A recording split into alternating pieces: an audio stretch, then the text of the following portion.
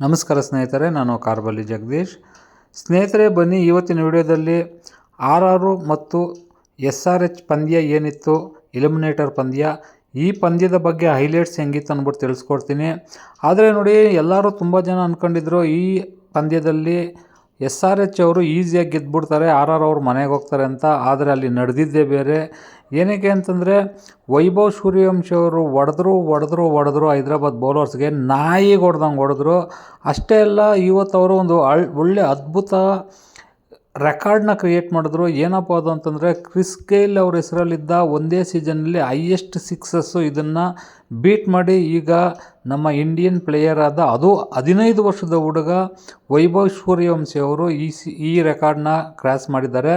ಮತ್ತು ಇನ್ನೊಂದು ವಿಷಯ ಏನಂದರೆ, ಇನ್ನೊಂದು ರೆಕಾರ್ಡ್ ಕೂಡ ಕ್ರಿಸ್ ಗೇಲಲ್ಲಿ ಹೆಸರಲ್ಲೇ ಇದೆ. ಅದು 30 ಬಾಲಲ್ಲಿ ಸೆಂಚುರಿ ಹೊಡೆದಿರೋದು. ಅದನ್ನು ಕೂಡ ಇವತ್ತು ಕ್ರಾಸ್ ಮಾಡೋ ಚಾನ್ಸಸ್ಸು ಚೆನ್ನಾಗೇ ಇತ್ತು. ಏನಕ್ಕೆ ಅಂದರೆ 28 ಬಾಲಲ್ಲಿ ಅವರು 97 ರನ್ ಹೊಡೆದಿದ್ರು. ಆದರೆ 29ನೇ ಬಾಲಲ್ಲಿ ಔಟ್ ಆಗಿ ತುಂಬ ಬೇಜಾರು ಪಟ್ಕೊಂಡವರು ಹೊರಗಡೆ ಹೋದರು. ಎಲ್ಲರಿಗೂ ಬೇಜಾರಾಯಿತು, ನನಗೂ ಕೂಡ ತುಂಬಾ ಬೇಜಾರಿತ್ತು. ಏನಕ್ಕೆ ಅಂತಂದರೆ, ಈ ಚಿಕ್ಕ ಹುಡುಗ 15 ವರ್ಷದ ಹುಡುಗ ಇವತ್ತು ಬಂದ್ಬಿಟ್ಟು ಈ ಥರ ಒಂದು ಒಳ್ಳೆ ಬ್ಯಾಟಿಂಗ್ ಪರ್ಫಾರ್ಮೆನ್ಸ್ ಮಾಡ್ತಾಯಿದ್ದಾನೆ ಅಂದರೆ 12 ಸಿಕ್ಸ್ ಹೊಡೆದಿದ್ದಾನೆ ಈ ಮ್ಯಾಚಲ್ಲಿ.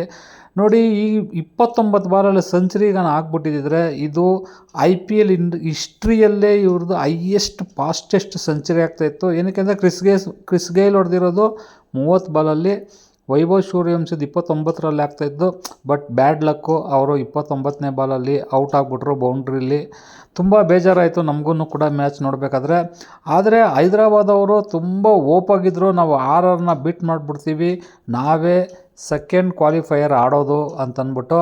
ಏನಕ್ಕೆ ಅಂದರೆ, ಅವ್ರಿಗೆ ನೋಡಿ, ನಿಮಗೆಲ್ಲ ಗೊತ್ತಿದೆ, ಹೈದರಾಬಾದಲ್ಲಿ ಬೆಂಗಳೂರು ಮೇಲೆ 254 ರನ್ ಹೊಡೆದ್ಬಿಟ್ಟು ಅವರು ಆಡಿದ ಆಟಗಳು ಒಂದೊಂದಲ್ಲ, ಅವ್ರ ಫ್ಯಾನ್ಸ್ ಕೂಡ ನೋಡಿ, ಅವ್ರಿಗೆ ಸರಿಯಾದ ತಕ್ಕ ಪಾಠನ RR ಅವರು, ಅದರಲ್ಲೂ 15 ವರ್ಷದ ಹುಡುಗ, ಅವ್ರಿಗೆ ಒಳ್ಳೆ ಪಾಠ ಕಳಿಸಿದ್ದಾನೆ. ಆದರೆ ಈಗ ಹೈದರಾಬಾದ್ ಅವರು ಗಂಟು ಮೂಟೆ ಕಟ್ಕೊಂಡು ಮನೆಗೆ ಹೋದರು. ಈಗ ನೆಕ್ಸ್ಟ್ ನಮ್ಮ RCB ಮೇಲೆ ಬರೋದಕ್ಕಿರೋ ಚಾನ್ಸ್ ಇರೋದಿನ್ನ GTಗೆ ಇಲ್ಲ RRಗೆ. ನೋಡಿ ಸ್ನೇಹಿತರೆ, ನನಗನ್ಸೋ ಪ್ರಕಾರ GT ಗೆಲ್ಬೋದು, ಮತ್ತು ನಮ್ಮ RCB ಮೇಲೆ RCB ಫೈನಲ್ ಆಡ್ಬೋದು. ಆದರೆ GTನಾದರೂ ಬರಲಿ, RR ಆದರೂ ಬರಲಿ, ಕಪ್ ಹೊಡೆಯೋದಂತೂ ನಾವೇ, ಇದು 100% ಫಿಕ್ಸು. ಏನಕ್ಕೆ ಅಂತಂದರೆ ನೋಡಿ, 18 ವರ್ಷ ನಾವು ಕಾದಿ 18ನೇ ವರ್ಷದಲ್ಲಿ ಕಪ್ ಹೊಡೆದ್ವಿ. ಅದೇ ಥರ 18, 19, 20 3 ವರ್ಷ ನಾವು ಹ್ಯಾಟ್ರಿಕ್ ಕಪ್ ಹೊಡಿತೀವಿ. ಇದನ್ನು ಯಾರು ತಪ್ಪಿಸೋಕ್ಕೆ ಆಗೋದಿಲ್ಲ.